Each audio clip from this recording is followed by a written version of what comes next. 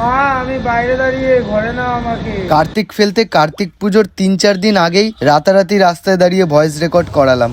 আমি আর পাপিয়া বাইক নিয়ে মধ্যমগ্রাম থেকে গুমা চলে আসলাম। কার বাড়িতে কার্তিক ফেলবো ভিডিওটা শেষ অবধি দেখো। কি করি, সোজা গেলাম একটা দিদির বাড়ি, এখান থেকে রেডি করে পাশের বাড়িতেই ফেলবো। চলো কার্তিক, তোমাকে তোমার বাবা মায়ের কাছে দিয়ে আসি।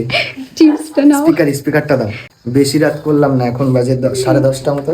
বেশি রাত করবো না, ঠান্ডায় বেশি দাঁড়াতে হবে না, তার জন্য স্পিকার নিয়ে নিয়েছি। চিল্লিয়ে ডাকবি। চিপস অন্ধকারের মধ্যে পুরো লাইট নেই এদিকে, এখন আছে ঘুমায়। চালা অডিওটা চালাও। মা দরজা খোলো, দাদু দরজা খোলো, ঠাম্মি তুমি কোথায়, আমাকে ঘরে তোলো। মারে মা দরজা খুলে দেখ তোরে হাবো লেগেছে। এই পুরো প্ল্যানটা পাপিয়ার, ওর বান্ধবীর কিছুদিন আগেই বিয়ে হয়েছে। ব্যাস, এবার পুজো হওয়ার পালা।